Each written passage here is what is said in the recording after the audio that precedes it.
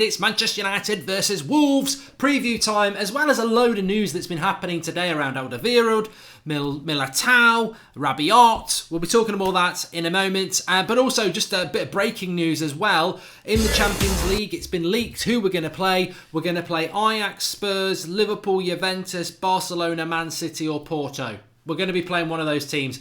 But if you believe the leaks, and I've seen 4 leaks today, more leaks than a bloody hedgehog rolling around in an inflatable dinghy, that it's going to be, we're going to get Spurs is happening a lot and Juventus is happening a lot. But look, Champions League live draw tomorrow. We'll be live at around 11 o'clock, me and Flex. I'm sure a lot of you will be joining us as well. Looking forward to it. But let's start off with Manchester United against Wolverhampton Wanderers, FA Cup quarter-final. Probably the lowest priority now, isn't it? Probably get it down on the low. Going down low. Get it down, hit down low. But yeah, I think FA Cup's the lowest priority for us. It's a nice priority to have. Some teams are not in it, but we are in it.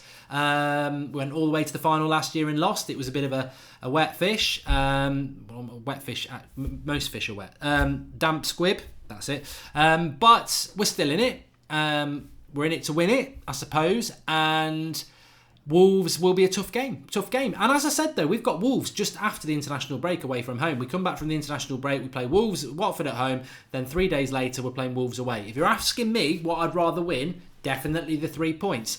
Sorry if you don't like that, people. Really sorry, but I'd rather beat them in the league than I would in the cup. But the game's in front of us. We've got to bounce back. Can we bounce back? Let's see if we can bounce back. I think we need to. And I think that, look, it is our lowest priority. We're in the Champions League, which is brilliant. We're going for the race of the top 4, which is brilliant. Both of those things give us Champions League football next year, which is going to be fundamental to the transfers we want to do, which we'll be speaking about in a bit. But this game's in front of us. We lost against Arsenal last week. I don't believe that you can go into games with the, it's a low priority, let's get knocked out. That doesn't happen. If you look at Liverpool last night in Bayern Munich, I think they knew that if they got knocked out, it wasn't necessarily a bad thing for their league form. But they go into the game and they realise, we ain't losing to this shit. We're going to beat them. And that's what they did. And I think that's how United will go into the game on Saturday night. Not that Wolves are crap, but we'll go into it with players who want to win that game, with a manager who wants to win that game, with fans who want to win that game. And I think we will win the game.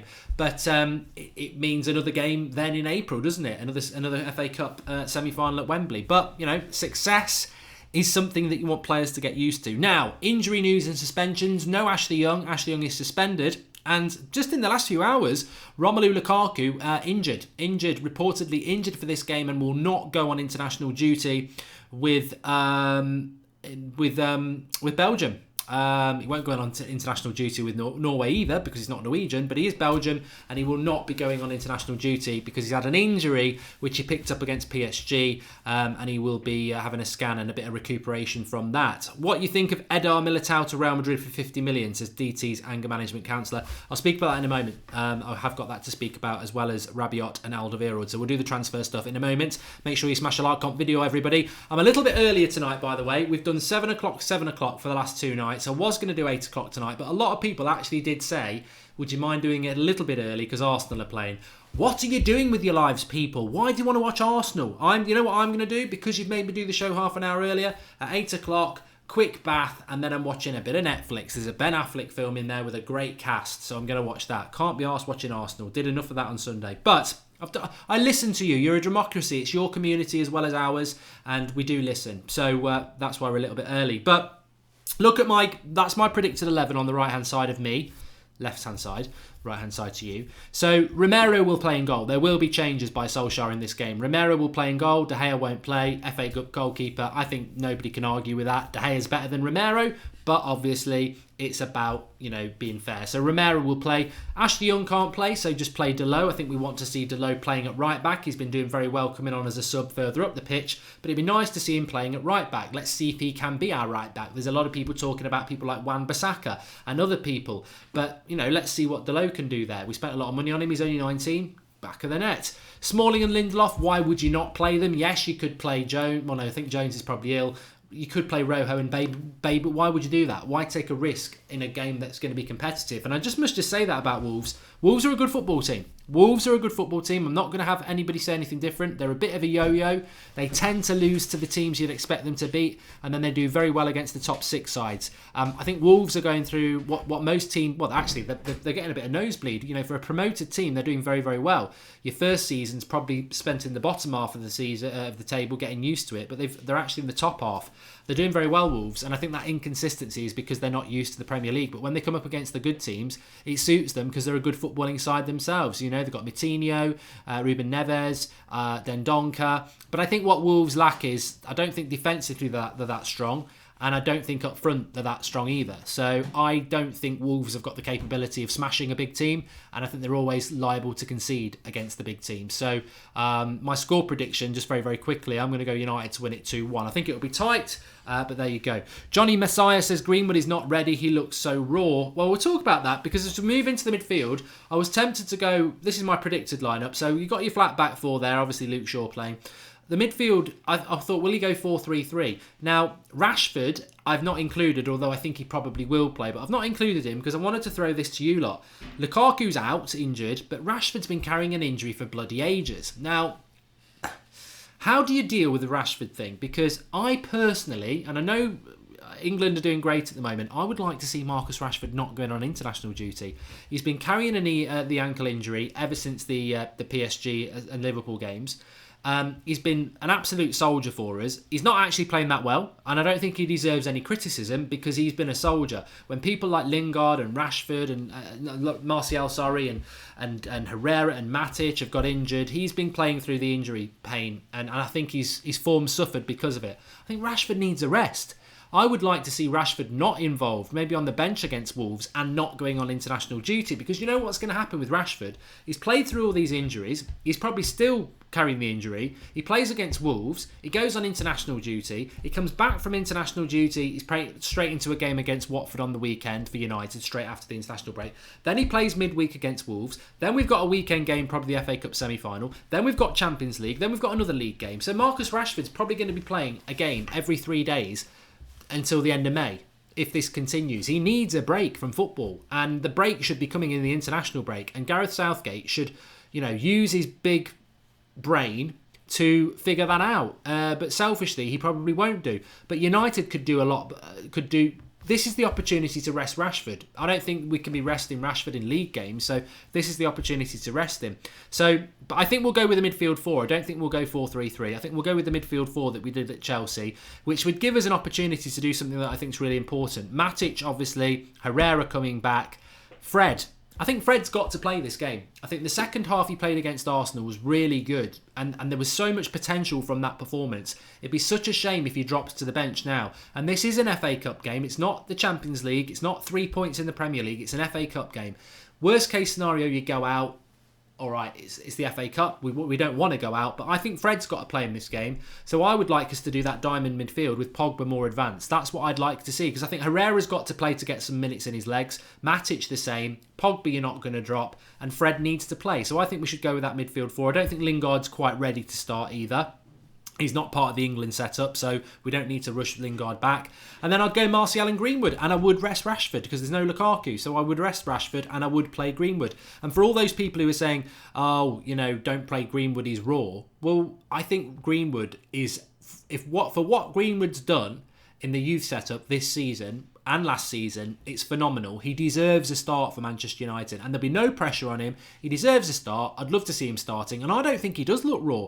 I know we've only seen him for a few minutes against PSG and Arsenal, but when he came on against Arsenal, I know it was only a few minutes, but what impressed me the most is, I know he's got the skill, I know he can score goals, but it's all about the physique. You look at Gomez, you look at Chong, and you think, are they quite ready yet? But you look at Greenwood, who's younger than both of them, 17, he's got the physique and he's got the confidence about him, and I'd like to see him start in the game. I think Rashford probably will start instead of Greenwood, and we're a stronger team for that, there's no doubt. But I think Rashford needs a break, I really, really do. Why is there no Lukaku, says Kumar? Because he's injured apparently. That's not confirmed yet. We will. Busy day tomorrow on the United stand. Let me just tell you, we're nowhere near the end of this video, but just to give you a heads up. So tomorrow, Ole Gunnar Solskjaer's press conference is scheduled for 9 a.m. So we'll be live at 9 a.m. with press conference reaction. Then we're live again just before 11 o'clock for the Champions League draw at 11 o'clock, and then I'll be doing 8 o'clock tomorrow. So if you're in work, you're in school, or wherever you are, pop yourself out for the old Champions League draw. Me and Flex are going to be live with that, interacting with you lot. But I agree with Ragul. Greenwood is ready. And the only thing raw about Greenwood is his talent, says Kohler. I like that. Greenwood is unwell, says United Forever. I don't know. I don't know whether that's true or not. No Young, who will be captain, says Man United. No De Gea either. He might give it to Smalling, He might give it to Smalling for experience. I mean, personally, I'd like to see Herrera have it or Lindelof have it. I think they're the right people who should get it. Pogba maybe, yeah. Pogba could get it. I just don't know whether Pogba is captain material. I think maybe he doesn't need that.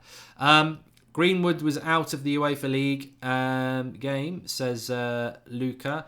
And global warming tomorrow, says Bilal. I think he's talking about the balls, isn't he? And the fix. And can't wait for the draw, says Game Yo. And wash your face, you have dirt on your face, says Manny GL. That's really rude. You can have a timeout for that, mate. It's not funny. And it's definitely not funny when I'm reading through comments and I read yours because my brain's working through it. Not funny. Not nice either.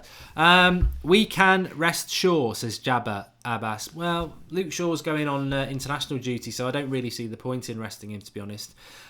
Greenwood is sick, says Kurt Francis. I don't know whether he means he's ill or he's a very good footballer. I don't know, but that's the second person to say that. So maybe Greenwood again. That would be really unfortunate, wouldn't it, if Greenwood is out, because he was injured a couple of weeks ago. He's only just come back from that, and if he's ill as well and he misses out on another opportunity, these are the opportunities you don't want to be missing out on.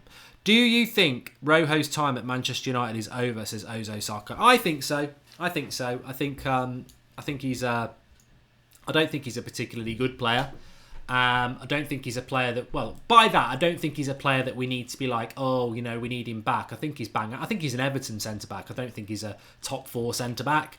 So realistically, I'm not really that excited about him anyway. So I'd like to see him moving on. Martial did get called up for France, says Anthony Martial. I would laugh if it was the real one, which is...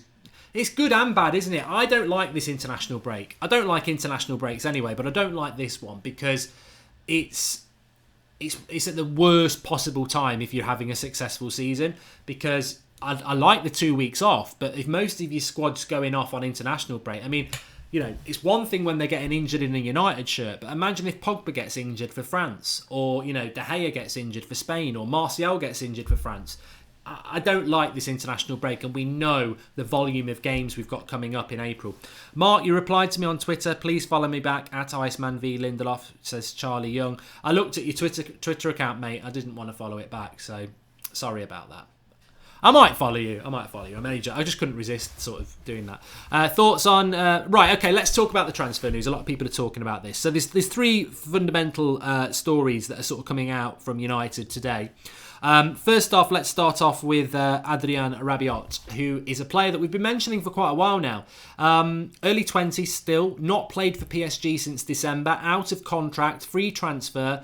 Very, very, capable midfielder. He's physical, he's quite tall, he can play in all the midfield positions, and he is free. I think he wants £200,000 a week. Liverpool apparently interested in him. I always heard that he was off to Barcelona. With Barcelona signing De Jong, that may not be the case anymore. So, what are your thoughts about Adrien Rabiot? I mean, to be honest with you, he's all action. I mean, he's probably not as quick as a Kante, but he's certainly nowhere near as slow as a Matic or a McTominay. He's a good player, plays for France, has played for France. Frozen out by PSG. Actually, I think he refused to go to the France World. He refused to be on standby for the French World Cup squad, and he's fallen out with PSG. So there may be issues over his temperament. And Charlie Young says, you broke my heart for a second there, mate. It's banter, mate. It's only banter on this channel. It's never real. Rabiot is great, says Jizzo6, and Rabiot's not good enough, says George Kyle. I mean, I think he is a divider, and it's good to see that there are different opinions there. But in the world of CDMs, there's not an abundance of those, and the reality is $200,000 a week for Manchester United isn't a lot of money. That's what we're paying.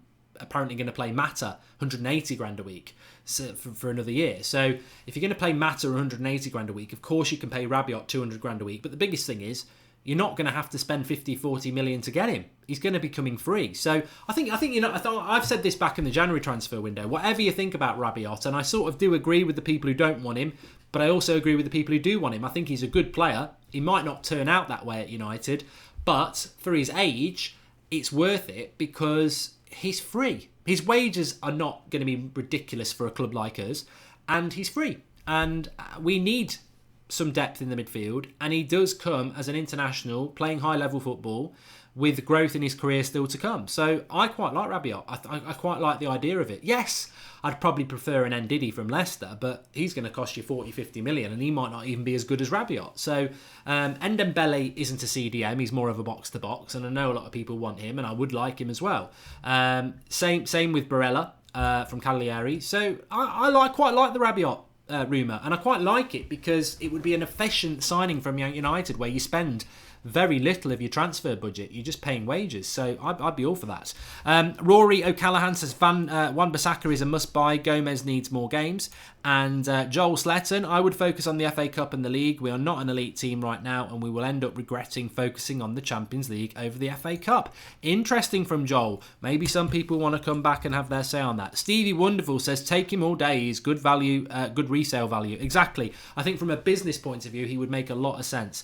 Anthony Martial says that Rabiot is not a centre defensive midfielder. Mark, Anthony Martial, do not try and educate me on footballers I know a lot about. Rabiot can play as a CDM. What did I say to you at the start of when I started talking about Rabiot? Can we rewind? Rabiot can play the variety of positions in the midfield. That is what I said. I didn't say he was a specialist CDM. I said he can play a variety of midfield positions. He can play box-to-box. He can actually play as an attacking midfielder, but he can also play the CDM role as well. And that is where I would be looking to adapt him at Manchester United. So, yeah, I would use him as CDM United, but he can play in the Herrera role. And at a push, he can probably play the Pogba role. But I did not say he was a CDM. So stop trying to be clever. You've been found out. Ndembele in the summer is a must, says Oyson Brennan. Don't know whether we'll get him. I think when he's putting in performances like he did last night against Barcelona, he may find that he's off to Spain. But he is a good player. And then just quickly before because we need to move on, there's a few more players to talk about. Just on Rabiot, he will not be. He's probably not. Well, Kashi says Rabiot to Arsenal is on. Exactly what I was about to say the opposite of. I don't think he's going to Arsenal because you've got a wage structure. There was talk of him going to Spurs as well, but you've got a wage structure. He is a free agent, so he will not be. He will be saying, "Look, you haven't got to give PSG any money, so I want bloody good wages." That's what happens, and so he will want a minimum of 200 grand a week. Arsenal, I don't think they're going to pay Rabiot £200,000 a week when Aubameyang's not even on that. And I don't think Spurs are going to pay him 200 grand a week either when Harry Kane's not even on that. So Spurs and Arsenal are out the equation. Liverpool probably just out the equation as well. So if he's coming to England, I think it's Chelsea, Man United or Man City. But he might not come to here. I'm not doing a watch-along for Arsenal. Rabiot to Barca, says Tejas. Well, I always thought he was going to go to Barcelona, but because they got De Jong, I thought maybe not. But they still might do it because it's such a cheap deal for them. Apparently, Rabiot has a 10 million signing on fee, says Shervan Ravandi. I mean, it's pittance, isn't it? I don't know whether that's true or not, but it's still a pittance. The other player that we've been linked heavily to is Toby Alderweireld. This is back on the agenda. This came up yesterday. Toby Alderweireld to Manchester United. He's got a £25 million release clause in August. It's a weird one. People have known about it for a couple of years now. Basically, if he's not signed a new contract by August, he can leave in August. It's very specific about August. And obviously there's only about 8 days in the transfer windows left open in August. He can move in August for £25 million, but only in August. Now, Alderweireld has just turned 30 years of age. We spoke about Alderweireld quite a lot in the last transfer window last summer. A lot of people wanted him. And last summer, I'm not going to be a hypocrite, I said, no, I don't. I watch a lot of Spurs. I know a lot about Alderweireld, and over the last couple of years, he has been quite injury prone, although this season he's not been, to be fair. He is 30 in March. That's not going to not happen. It's happened. And he's definitely on the decline. He's definitely on the decline. He's still a good centre-back. He's still a very good centre-back, but he's lost a yard of pace. And I just think, look, where are we at Manchester United? Do we want to keep buying these players like Sanchez, like Matic, who are potentially still good, but 100% are declining. You know, whether it's a steep decline like Sanchez or a gradual decline like Matic, they are declining. So why are we going to go and sign Toby Alderweireld? Because he's cheap, because he's 25 million and he can give us a couple of years. If Ollie does it, I'm not going to moan about it, but I personally think there's an 18, 19-year-old in Holland called De Ligt who you can probably get for 50 million and he will be at the club for the next 12 years. There is a world-class centre-back at Napoli called Koulibaly, who is 27, and yes, he'll cost a lot more than 25 million, but he's a lot better than Alderweireld. So the Alderweireld thing just stinks to me of short-termism, which I don't really like. We're meant to be going long-term now. Although it can sometimes work if you're looking long-term with your centre-backs, but also it looks like another cheap option, and I don't want cheap options. I want the best at United because we're trying to close a gap with a very, very good Manchester City side. Theo Knight Handstand says, I'll say it again, Sanderberg from KRC Genk CDM, he said it again, he's done it again, and he said it again. Let's have a look if we're getting any comments about Alderweireld, because he's always a divider as well. Cabrani says De Ligt won't be any less than 70 million, to be honest. I think he will be less than that, Capriano. I do. I think he'll be less than 70 million. Do you want to know why? Because he's from Dutch football. Dutch football, they don't normally charge ridiculous fees. You tell me the biggest transfer fee from Holland. We got like Memphis for like 25 million, didn't we? And he was literally shitting all over that league. Absolutely destroyed it. Was one of the best players in Europe, and we got him relatively cheap. I don't think De Jong's gone for a massive fee. 50 million, isn't it, to Barcelona? So I know what you mean. De Ligt probably is a £90 million centre-back when you look at what Van Dijk's done, but because he's playing in the Dutch league, they don't normally demand ridiculous transfer fees. I think you'd get him for 50. I do. I really do. No more has-beens, says Ruth Myers. I want De Ligt or Koulibaly. Please no Alderweireld, says Louise O'Donoghue. And Koulibaly or De Ligt, no one else, says Anthony Martial. And proven track record when buying from Spurs, says Stevie Wonderful. De Jong went for 80 million. Okay. That is a lot. That does surprise me. They don't normally go for that much. De Ligt definitely with Lindelof. I'm leaning towards more De Ligt, to be honest with you now. But let me just mention this one. Eder Militao. Remember we were talking about him in January. United apparently were looking to sign him. We were linked with him quite heavily when Mourinho was here. He's gone to Real Madrid for 50 million quid. And I read a few things on today. And look, Eder Militao was he's hardly been at Porto. He came from Brazil to Porto. He hadn't, I think this is his first real season playing. He can play as a centre-back. He can play as a full-back. He's gone to Real Madrid. He was he was wanted by a lot of clubs. A bit like Dalot, really. We got Dalot from Porto, and I think Real Madrid wanted him. We wanted Militao, and Real Madrid got him. Well, we did want him under Mourinho. I think if Mourinho was still here, we probably would have got him.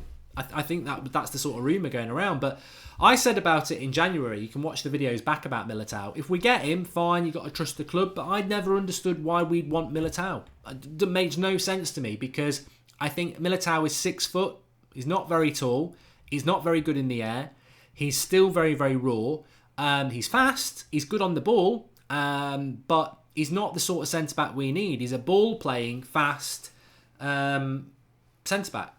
But he is not a dominant, physical, aerial centre-back. And I think that's what United need. We've got Lindelof, who's the ball-playing reader of the game. We don't need... You could never play Lindelof and Militao as a Premier League centre-back pairing. They get dominated from corners and set pieces. You've got to... You have Militao and you have a Koulibaly. You have Lindelof and you have a De Ligt. But you don't have De Ligt and a Koulibaly, and you don't have a Smalling and a Koulibaly, and you don't have a Lindelof and a Militao. So I saw people today saying, oh, Woodward snoozing again, we've missed out on Militao. I actually don't think he fits the profile for Manchester United. You know what? You know me. I do moan when we don't sign players I think we should be signing. But I'm not going to moan about this. I don't think Militao suits us. I think he'll probably be a very, very good centre-back in the future, but I don't think he suits what we need at the moment. I don't think we need a ball-playing, smaller, fast centre-back. I think we need a dominant centre-back. That's what we need. Lindelof from set pieces is a worry, says JC7 Blessed. Yeah, he is, because he's not that player. He's not that centre-back. That's not what he's there to do. In fact, I think he's all right. on set pieces. He was part of a goal the other week, so that would be fine. Greenwood is our future. Dalot looks a good buy for United, says Michael Jones. When are you going to run on that treadmill, Mark? Next week. Follow me on Twitter, read my tweets, and then you won't need to come on my live comments asking me about the treadmill. Lindelof should be captain, says Michael Jones, and no Rashford in the lineup, says Kenny Fabian. That's my predicted lineup. If you were here on time, what I'm saying is Marcus Rashford has been playing a lot of football recently, and he will be playing a lot of football on the international break. Basically, Marcus Rashford's been playing a game every 3 or 4 days for the last month, injured with his ankle. He's going to be playing a game every 3 or 4 days. If he plays on Saturday, he'll be playing for England twice. Then he comes back into April, a game 3 or 4 days, all the way through till the end of May. When's Marcus Rashford going to get a break? He should not be going on international duty, and the club should be doing everything they can to get him off that international duty. And personally, I would love it if Ole Gunnar Solskjaer came on the press conference tomorrow and said Marcus Rashford's got an injury, he can't play tomorrow and he's not going on international duty. Secretly, he probably could be playing, but actually he needs a rest. And Sir Alex Ferguson used to do it all the time. And for the benefit of Manchester United, I don't see the benefit of Marcus Rashford going on international duty, and I wouldn't play him on Saturday. I'd say he's got a knock, he can't play.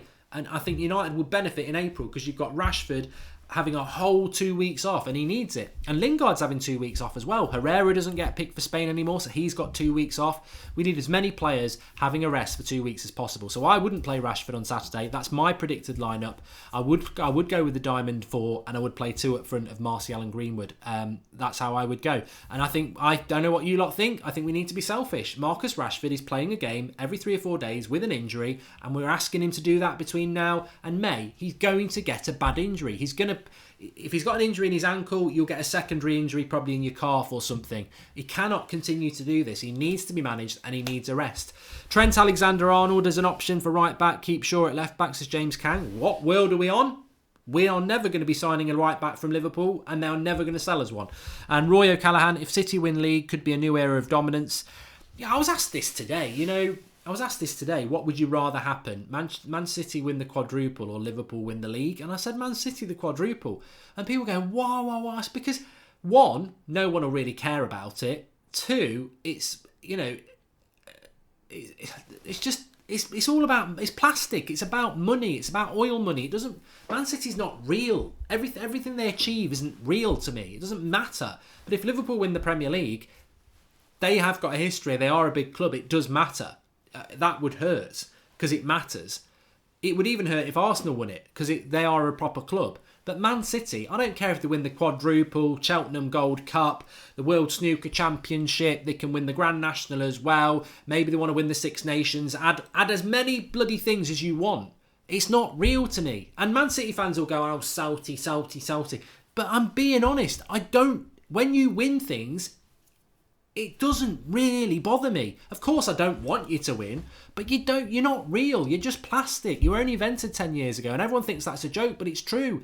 You would be nowhere near any titles if you hadn't been absolutely drenched in oil money. That's why you are where you are. It is totally an utter look. And also with Man City, and I'll say it to any Man City fan, the buyers of Manchester City bought you because you came with the stadium. They were looking at Everton and they were looking at Aston Villa, and the only reason they went for Man City is because you came with a stadium that was really cheap and the infrastructure was there. They looked at Everton and they looked at Villa as well. You got lucky. You won the lottery. Fair play, and you should definitely enjoy it. But your history and the meaning of what you've done, basically, you're just a play toy for very, very rich people who've got no interest in your club. It's just a play toy. And I don't think it matters if you win the quadruple. You'll love it. Of course you will. And the media will try and make it into something. But the reality is, you won 7-0 in Europe the other night. Nobody was bothered because they were talking about Ronaldo's hat-trick. You beat bloody Burton Albion about 50-0 the other week. Nobody's bothered. You play the best football in the league. Nobody's really bothered because it's fake. It's plastic. You haven't got enough fans. You've got no history. And it's a brilliant advertisement in how you can buy a club and you can buy success, but you cannot buy a history or credibility. Blackburn Rovers tried to do it. Who were they exactly? They bought a league, they pissed off, and they disappeared. I'm not saying Man City are going to disappear, but at what point are Man City actually going to really become something that, United fans, Liverpool fans, Arsenal fans, Chelsea fans really give a shit about. They're there, they're better than us, and they're winning the trophies, but it doesn't feel real to me, and it doesn't feel like a rivalry. It just feels like they've got a massive advantage everyone else has got. But if you gave those owners to Southampton would be challenging for quadruples. If you gave those owners to Newcastle, they'd be challenging for quadruples. What I'm trying to say in a very bad way is that there's nothing unique about Man City. It's not Man City, it's their owners. That's what it is.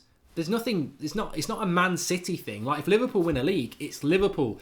It's all Liverpool's background. It's Liverpool's history. It's their fan base. It's everything. They are a football club. With Man City, you could move those owners around different clubs in the Premier League and those clubs would win. Man City would just drop again. Hi Mark, will you be wearing pink boots whilst you're on the treadmill, says the Metal Mouse. Watch this space. Watch this space is what I would say. Anyway, my score prediction. My score prediction is 2-1. 2-1 to Manchester United. I think Wolves are a good team, but I think they struggle to score goals, and I think they're weak at the back.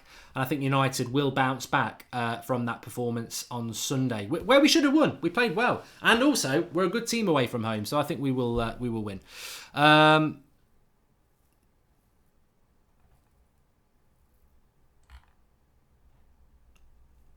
Some people are saying in the live comments are saying it does bother them about Man City. Well, unlucky. It don't bother me. Seriously, it doesn't. I don't get it. I'm not. They can win the quadruple. I'd rather they won the quadruple than Liverpool win the league, because if Liverpool win the league, it'll actually mean something. Because that's a club that's come from nothing. All right, they've generated their own money. They've got a manager in. They've had a long-term plan, and they've done it, with hard work. I don't think Man City have done it with hard work. They buy. If it doesn't work, buy. And one day it will be bye-bye, and they'll be back where they were, back in League Two. I'm looking forward to watching Neves, Robin Chopra, to be honest. I'm looking forward to watching Neves. I really am. Anyway, the Arsenal game's kicked off, and I know a lot of you will want to be watching that. We've just had a contribution, though, from Mark Whitten. He says, Man City take the fun out of football. It's like at the end of Grand Theft Auto 5 when you get all the money and you have nothing to work towards. It's boring and nobody cares, ruining football. I think that's what it is. It's a lot of people have said this before, isn't it? It's FIFA on cheat mode. It's Football Manager on cheat mode.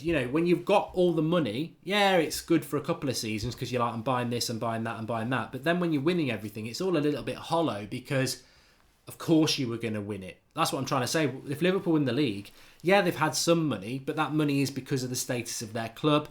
And they've bought well and they've sold well and they've built a squad over a couple of years and now they're challenging for a title. Man City, it's not interesting. Nobody respects Man City. I suppose that's the thing. Not many people respect Man City because it could be anybody with that money and they would be successful. I've done Rabiot to Manchester United and I'm not watching Banter FC either, Ila Saban. So yeah, but thanks everyone for watching. Please do smash a like on the video. Let's see if we can get 1,000 likes. Also subscribe to the channel. Look, we're very close to 403,000 subscribers. Massive day tomorrow. Get your notifications on. Subscribe. Get your notifications on. Be live just after 9 o'clock UK time tomorrow for Solskjaer's press conference, where I'm hoping he's going to say Rashford's got a knock and he can't go on international duty. If he plays against Wolves, he's still got to have a knock after that game. Should not be going on international duty. Let me know what you think about that. And then at 11 o'clock tomorrow, so 2 hours after that, me and Flex are live for the Champions League draw, which will also map the route all the way to the final if we get past the quarterfinals. So really excited about that. Can't wait for it. Get yourself some sleep. I'll see you tomorrow on the United stand. It's going to be an exciting morning. Speak to you soon. Thanks for watching. Cracking show as per usual. United v Porto, Liverpool Ajax, Spurs Juve and City Barcelona leak, says Nadia Najib.